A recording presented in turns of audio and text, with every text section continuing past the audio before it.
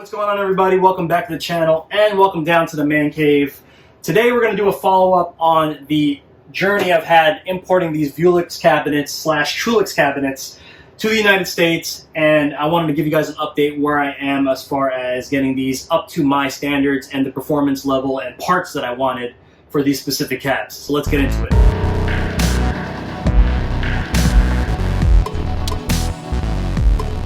So the first upgrade that I've done was actually replacing the stock displays with these wonderful LG 32-inch QHD monitors. I will put the exact link in the description for these particular monitors and the item number as well for you guys to check out on your own. But man, let me tell you, it basically transformed these cabs into, more of like a casual setup, but now it's actually competition grade.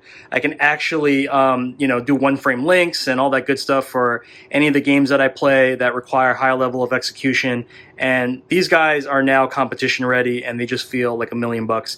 Not to mention there's plenty of options in the menus for you to tune and kind of customize it to your specific standards. Now, as far as installing them, you can pull the stock displays out from the front. I'm not going to bore you with the details. You can ask the guys on the forum how to do that, or you can message me directly and I'll tell you what I've done to get these installed. But as far as lining the display up, you do need to make either a custom bracket, like I had, I kind of jerry-rigged something, or you can get a custom bracket made from someone like Chris Chung from Hadouken Arcade. But again, these monitors are probably the best you can drop in at the moment, and they really transform these bad boys. I really love these things. So next addition was the Versus Select panel, which is amazing because it allows you to add all the extra functionality of the Brook Universal Board to the control panel. For instance, this is L3, this is touchpad, this is R3, this is share, this is the PS button. And also you have the awesome space for this audio amp right here, which allows you to flip the input source, plug in a pair of headphones, and of course, crank up the tunes, which is super sweet. You also have this slot for this additional female USB 3 port, which you can map right to either a power source or maybe your console if you want to plug in like an external controller. Super awesome. I'll definitely put the link in the description for you guys, and this definitely completed the functionality of the controller portion of the cab. Right next to the Versus Select panel is just a nice quality of life update to the cabs. These are just Qi chargers that I found on Amazon, probably about like $7 or something like that. And the way I did that was just hot glue them down to this panel over here, and I dremeled a little hole for the wire to kind of go down there. They're plugged into 10-watt chargers, and you can just charge your phone. Simple as that. So if you guys recall, I installed custom artwork onto the control panel during the last video, but I want to show you guys how I installed a LED light behind it using a really cheap USB light strip that you can just buy, under $10 from anywhere at this point. And here's the cable right over here. You do have to splice the USB cable. And what you want to do is hook up the red cable to VCC right over here, and then the black cable to ground. And then boom, you basically have a light underneath the artwork. Now the glass needs to come out, and there's this white panel that comes out, and you just lay the strip down underneath, and you should be good to go. Now, interesting thing is that I buried the IR sensor along with the light, and I was just gonna leave it on white.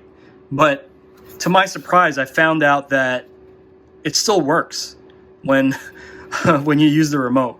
So I don't know how good this IR sensor is on this remote or the receiver in there, but it does work, and you can do cool things now, like add these little fade effects.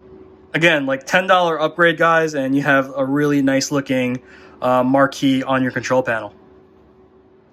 So I wanted the look of my control panel to match the newer Vewlixes that are out in Japanese arcades, especially on the Street Fighter V machines. So I enlisted the help of Raphael T from the Vewlix Chewlix forums on Facebook that I'm a part of. I'll put the link in the description for you guys. And man, these things are freaking amazing. Like, stainless steel is amazing. The reproduction artwork is amazing. The quality is just freaking top notch. I mean, I would highly recommend it if you guys are looking for panel replacements. Super, super high quality. Now, here's my favorite part about it. If you pop open the control panel, you'll see this black spacer right over here, right where my finger is. Hard to tell, but here's the base, here's this black spacer, and that is the plate for the JLF. Now, this spacer puts the height of the lever exactly where it needs to be. Perfect, without any type of adjustments. My old panel, I had to put a bunch of washers and You know, I barely hung onto the threads to kind of get it to the height that I liked, but this just basically comes ready to go. On the lever, I added a rounded square gate. That's right, it's not a square, it's not a circle, it's not an octo gate, it is a rounded square. You can check them out on Paradise Arcade Shop. And then I also added a 12mm actuator to get those nice crispy inputs. But these are just my preferences, guys. So lastly, I resurrected these Ikea chairs. I'm not even sure if these are still being sold from Ikea, but they kind of match the aesthetic perfectly with the perforations, especially with the graphics. It kind of has some suspension to it, so when you sit on them, it's kind of like cushioned a little bit. And they're adjustable height, for instance, and they spin, and they're just kind of comfortable rather than just sitting on standard arcade benches. I think these are a little bit more of an upgrade. Hopefully these are still available from Ikea. If not, I'm sure you can find something similar. But that about brings everything to a close, guys. Alright guys, thanks for hanging out with me in the man cave. This has been the follow-up video for the journey I've had getting these Vewlix cabs to the United States and into the man cave. Hopefully you enjoyed it. Any questions that you have for anything in the build, please let me know in the comments. Make sure to like, follow, subscribe, and I'll catch you guys in the next one. Peace.